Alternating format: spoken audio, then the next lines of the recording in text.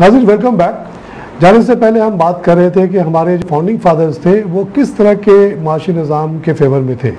उनके life style, उनके बातों से, जैसा कि जावेद साहब ने कहा, ऐसे ही लगता है कि वो फ्री ट्रेड और फ्री मार्केट इकोनॉमी के फेवर में थे, सोशलिज्म या प्रोटेक्शनिज्म के फेवर में नहीं थे। उनके लाइफ स्टाइल से भी ज़ाहिर होता था। और जो एक माशी पॉलिसी पाकिस्तान बनने के बाद अडॉप्ट की गई, two gap model Harvard University का, उसमें यही था कि गैप हो कोई बात नहीं, और आप कर्जा लेके मिसाल के मशीन ख़रीद लें, आप इसमें कोई हर्ज नहीं है, मगर उस मशीन से जब प्रोडक्शन हो तो आप कर्जे को वापस कर दें। और इस पॉलिसी को चलते हुए जो कुछ मेरा मुताला इस इशू पे आपका हो सकता है मुख्तलिफ हो, कि पाकिस्तान जिसने कोई इंडस्ट्री इनहेरिट नहीं किया था, बहुत तेज़ी से तरक्की किया और इकोनॉमिक मिरेकल बन गया बिटवीन 47 एंड 1970। जापान के बाद पाकिस्तान का नाम आता था हर जगह।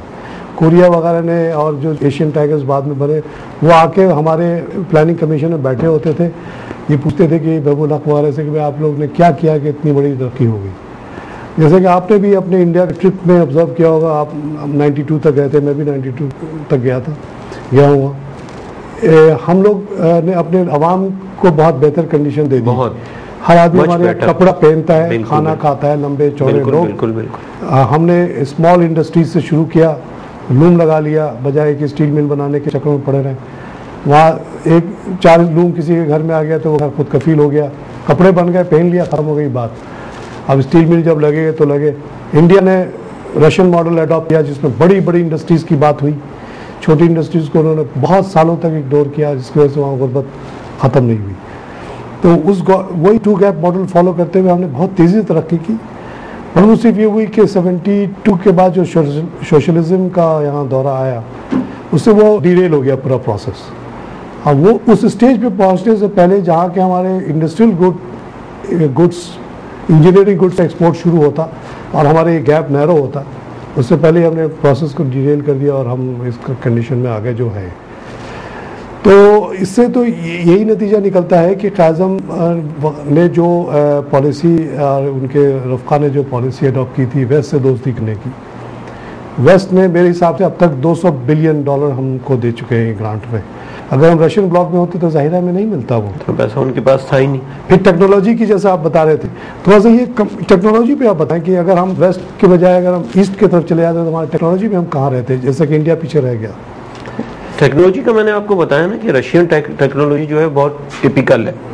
एक सिंपल सी मैं आपको एक स्टील मिल की मिसाल दूंगा। जितना बड़ा उन्होंने स्टील मिल बनाया, जितने रकबे में बनाए, अगर जापान या कोई और अदर कंट्री बनाता तो बहुत लिमिटेड उसमें बनता और टेक्नोलॉजी भी इजी होती। अब ये इतनी टिपिकल टेक्नोलॉजी है कि रशियन वहां से जा चुके, जो हमारे इंजीनियर्स हैं उनको बड़ी प्रॉब्लम्स पेश आती है। उसके अलावा आप रशियन कोई भी चीज ले लीजिए, एक छोटा सा मैंने कहा आपको, एक आप कैमरा ले लें, वो 1 टाइम यूज है, उसको वो रिपेयरेबल नहीं है। आप उसको, मैं कहता हूं आप कहीं भी लेकर जाएं, होल कंट्री उसको कोई रिपेयर करने वाला नहीं मिलेगा।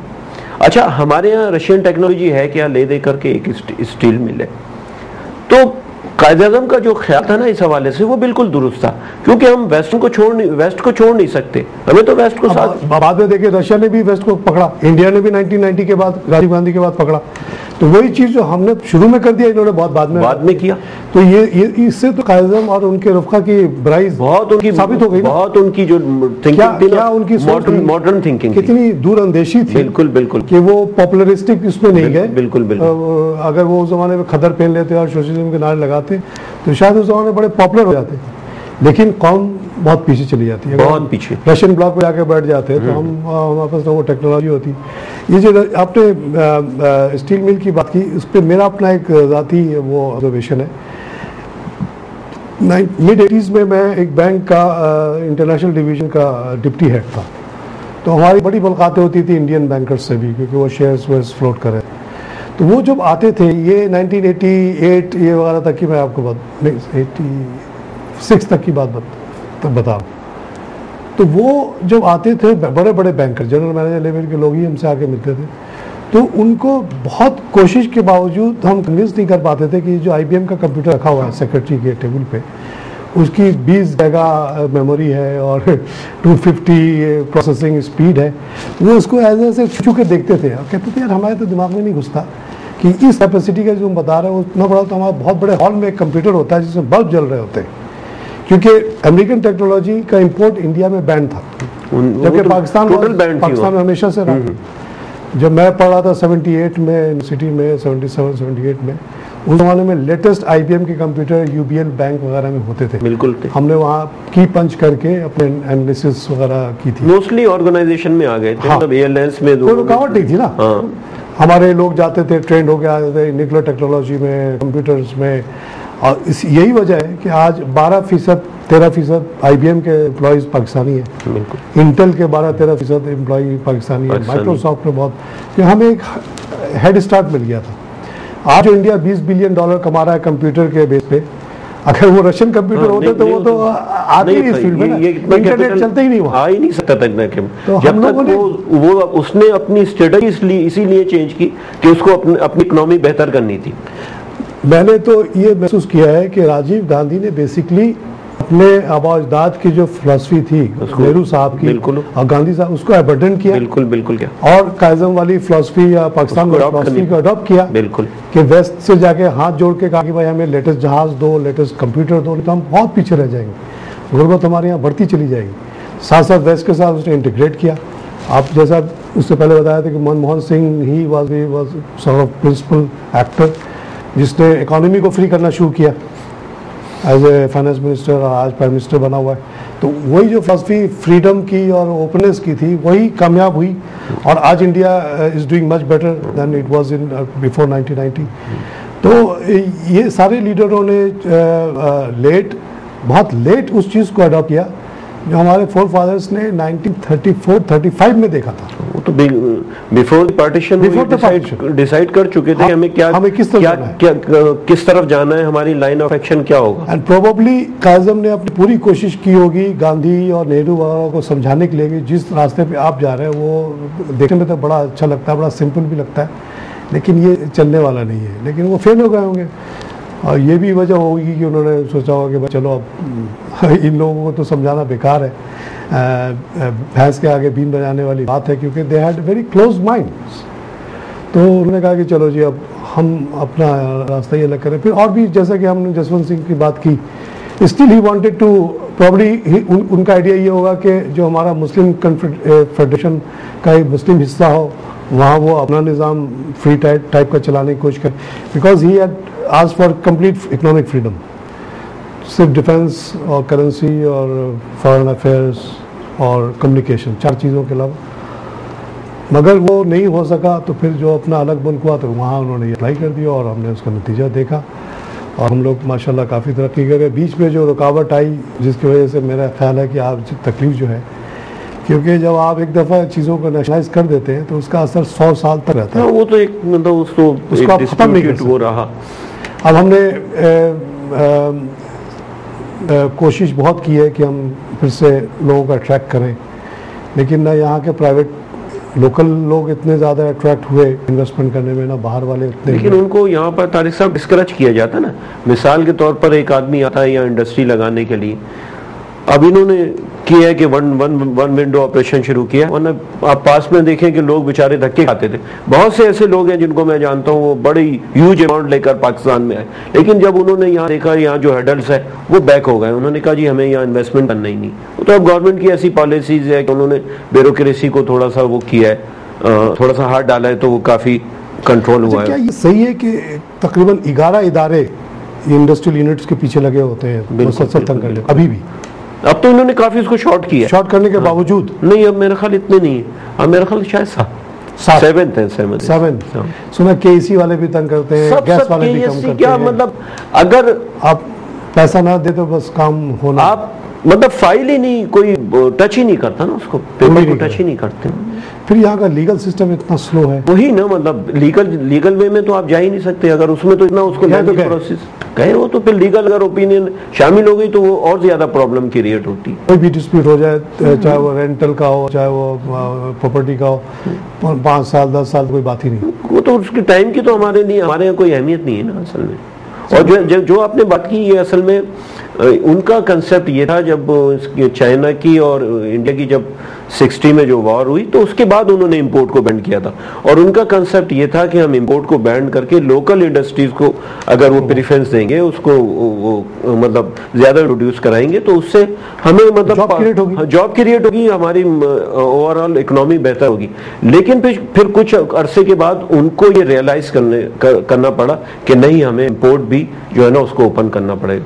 उसके बाद मैंने मतलब देखा कि वहाँ एक जमाने में लोग बड़े इंडियन बड़े फखर के कि जी हम तो हर चीज हम खुद बना रहे हैं, लेकिन बाद में उन्होंने कहा नहीं, हर चीज हम नहीं बना सकते, हम दुनिया से कट के नहीं रह सकते।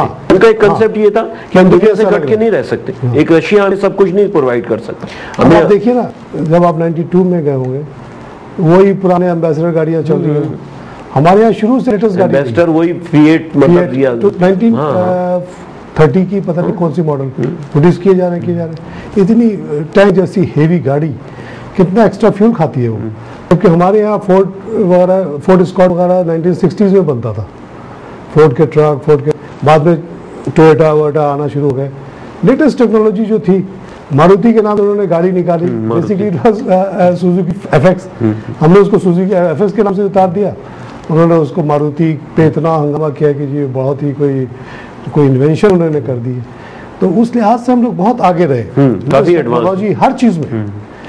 एटॉमिक में, एटॉमिक जो हमारा प्रोग्राम था, वो we were one of the 12 first countries जो प्रो अमेरिकन कंट्रीज थे जिनको न्यूक्लियर टेक्नोलॉजी दी गई।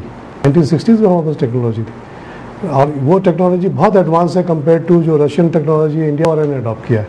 इसीलिए देखा आपने कि तेजी से हमने सब चीजें। वहाँ एक और चीज से भी फ्रस्ट्रेशन हुई।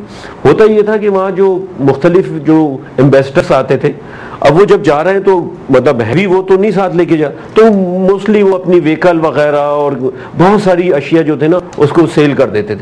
तो अब ये देखा उसको कौन लोकली इंडियन ही उसको परचेज कर रहा है। उन्होंने देखा कि यार ये चीज तो रुक नहीं रही, उन्होंने कहा नहीं, फिर ये मतलब उन्होंने उसको ओपन किया। फिर ये कि मिड ईस्ट वगैरह में जो उनके लोग गए वहां से फिर वो लाने लगे ज्यादातर।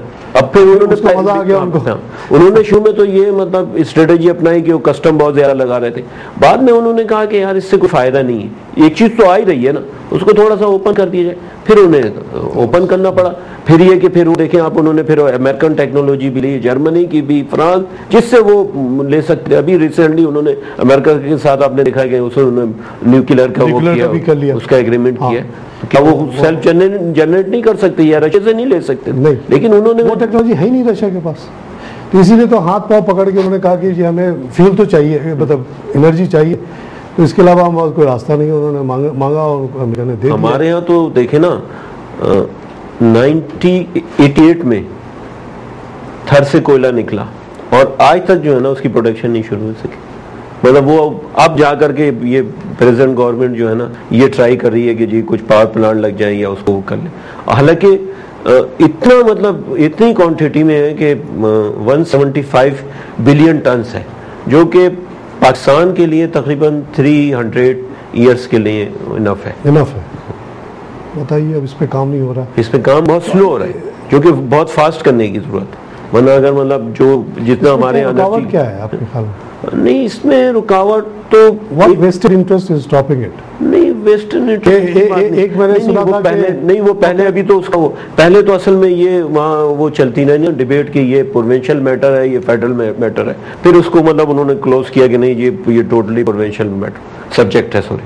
फिर उन्होंने जब उसको प्रोविंशियल सब्जेक्ट दे दिया तो फिर कंपनी ने भी उसमें जो है ना इंटरेस्ट शो किया, वो आ रहे हैं पावर प्लांट लगाने के लिए। तो मतलब एंग्रो ने तो साइन किया, हाँ, साइन किया और भी कर रहे हैं। तो अगर ये मतलब तो ये हो जाए तो फिर तो हमें एनर्जी का कोई क्राइसिस तो है नहीं। 100 तकरीबन 300 साल। हाँ, 10 मिलियन मेगावाट जो है वो हम जनरेट कर सकते हैं उसका। अच्छा, हमारे पास माशाल्लाह 10 करोड़ जवान लोग भी हैं। हमारी आधी बहुत बड़ी पॉपुलेशन, 17 में से 10 तो जवान है। बिल्कुल बिल्कुल। और अगर इतनी एनर्जी हमारे पास मौजूद है और इतने जवान है, तो कोई वजह नहीं कि पूरी दुनिया हार्ड वर्क वाले जो काम है, जैसे गाड़ी बनाना है या और जो मुश्किल काम है, उसके लिए यहाँ आए, क्योंकि हमारी वेजेस भी बहुत कम है। अमेरिका में अभी अब देखें कि जो GM का प्लांट बंद हुआ है, बैंकरप्ट हुआ है, तो उसका मेन कोर इशू ये था कि वो $73 पर आवर से नीचे वो उतरने के लिए तैयार नहीं थे यूनियन वाले। $73 per hour is lot of money. यहाँ तो हम और आप जैसे भी $2 पर आवर पे काम करने के लिए तैयार हो जाएंगे। तो इतना बड़ा कम्पिटिटिव हमें एडवांटेज मिल गया है। एनर्जी भी अगर हो, 10 करोड़ लोग भी हो, और ये रिलेटिवली स्मार्ट, लंबे चौड़े खूबसूरत लोग हैं पाकिस्तानी, बेटर देन इंडिया।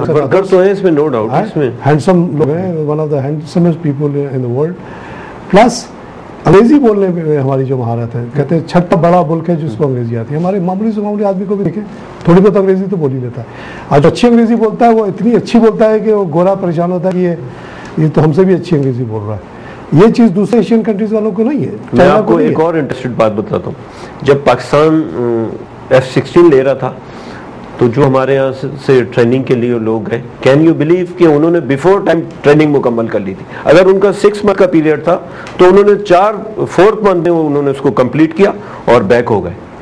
और उसके बाद देखिए कि फिर जब उन्होंने उसको कहा कि जी हम इसकी ओवरहालिंग नहीं कर सकते, तो फिर सारा कुछ। चलिए, अब प्रोग्राम खत्म करने का वक्त आ रहा है। मैं थोड़ा सा इस पर कंक्लूड ये करता हूँ कि हमने जितनी भी डेफिनेशन पढ़ी है अब तक लीडरशिप की, वो यही है कि सबसे पहले तो आप देखिए कि वो आदमी स्टार्ट कहाँ से हुआ था। अब जसवंत सिंह ने ये बात लिखी है कि कायदम used to go by foot to work, यानी एक कराची के आदमी थे, वहाँ गए, फिर एक लॉयर जैसे स्ट्रगल करता है लाइफ में, हम सबको पता है। जर्नलिस्ट कैसे स्ट्रगल करता है, एक स्टार्टिंग बैंकर कैसे स्ट्रगल करता है। He started from that level, हमारा आप जैसे लेवल से, वहाँ से वो उठे। और फिर उस एक और जो डेफिनेशन है लीडरशिप की क्वालिटी की, कि वो लीडर वो होता है जो लोगों को लीड करता है। He is not led by people. सब कह रहे हैं कि यार ये कर लो, ये कर लो, ये बड़ा अच्छा है। वो कहता नहीं, मेरे ख्याल में ये रास्ता गलत है, ये रास्ता सही है। और उस पर टस से मस नहीं होता हूँ, उसकी लीडरशिप खत्म हो जाए उसको परवाह नहीं। तो ये क्वालिटी भी अगर आप देखा जाए तो काज़म में बिल्कुल ही टू द मैक्सिमम थी। कि जैसे हमने इकोनॉमिक पॉलिसी के बारे में उन्होंने सोचा, तो सोचा, हट, उस पर कभी नहीं हटे। इसी तरह जब आखिर में डिसाइड कर लिया कि भाई ये तो बिल्कुल ही बेवकूफ़ किस्म के लोग हैं, इनके अंदर दिल भी इतना वसी नहीं है कि हमें अकोमोडेट करें, हमें अकोमोडेट करें, या ये कि हमें यहाँ हमारे यहाँ रहना पसंद करें, हमारे राइट्स देते हुए हमें अपने इसमें रहने दें। अगर थोड़ी सी उनके अंदर वसत कल भी होती तो शायद वो मामला ऐसा होता ही नहीं। फिर वो सेपरेशन की बात आखिर में जब उन्होंने डिसाइड कर लिया कि अलग होना है तो अलग होना है, फिर उससे टस से मस नहीं। फिर जब इकोनॉमिक पॉलिसी की बात आई तो वहाँ भी उन्होंने जो अडॉप्ट किया वो पॉपुलरिस्टिक पॉलिसी नहीं अडॉप्ट की, और उसकी वजह से माशाल्लाह हम लोग इतनी तेज़ी से तरक्की कर गए। और आज relatively still we are better off in spite of the derailing happened. और we can again go back to our basics and go back and develop very fast. और जैसा कि आपने कहा कि इतना कोल हमारे पास पड़ा हुआ, energy is not a issue, इतने जवान लड़के हैं यहाँ पे, तो कोई वजह नहीं है कि अगर हम चाइना वगैरह टाइप के पॉलिसीज अडॉप्ट करें तो यहाँ बहुत रैपिड इकोनॉमिक प्रोग्रेस हो, और देखते देखते यहाँ से गुर्बत खत्म हो जाए। मैं आपको बताऊं तारिक साहब, जितने नेचुरल रिसोर्सेज पाकिस्तान में है ना, रीजन के किसी और कंट्री में नहीं। इतना बड़ा एग्रीकल्चर बेस किसी का नहीं, पानी इतना। मैंने आपसे कहा ना कि ये सारा आपका बलूचिस्तान जो है, देख लें आप, क्या चीज नहीं है वहाँ पर। गोल्ड है, कॉपर है, अभी तक हमने सर्वे फ्यूल है, मतलब ऑयल है, क्या चीज नहीं, सर्वे नहीं कर पा रहे हैं हम उसको। चलिए, बहुत इंटरेस्टिंग बात हो रही है, लेकिन प्रोग्राम का वक्त खत्म हो रहा है। Thank you. इंशाल्लाह फिर कभी इस मौजू पे हम कंटिन्यू करेंगे, या ऐसे मिलते जुलते इशू पे। बहुत बहुत शुक्रिया आपके आने का, इतने आपने वक्त निकाला मसरूफियत से। और इसी के साथ नाज़रीन, हम प्रोग्राम को कंक्लूड करते हैं। आपने ये देखा कि काज़म जो थे माशाल्लाह, हमारा सर जितना फ़ख्र से उठे कम है। अल्लाह मियाँ ने ऐसा एक लीडर दिया जिसका इतना वसी विजन था। 30s में उसने वो निज़ाम अडॉप्ट किया जो फाइनली विन की, और उस निज़ाम के पीछे नहीं गए जो दूसरों ने अडॉप्ट की, और जो बहुत अच्छा लगता था। और हमने बहुत तरक्की भी की, और फिर से उम्मीद है कि हम फिर उसी उन कायदीन के बताए हुए रास्ते पे चलेंगे और बहुत तेज़ी से तरक्की करेंगे। गुर्बत वगैरह बहुत जल्द पाकिस्तान से अगले 20-25 साल में ख़त्म हो जाएगी, और एक जैसे हम बड़े मिलिट्री पावर बन गए, ऐसे इकोनॉमिक पावर भी बन के उभरेंगे। इसी दुआ के साथ इस प्रोग्राम को मैं इख्तिताम करता हूँ। इंशाल्लाह किसी और मौजू के साथ फिर आपके सामने हाजिर होऊंगा। खुदा हाफिज़।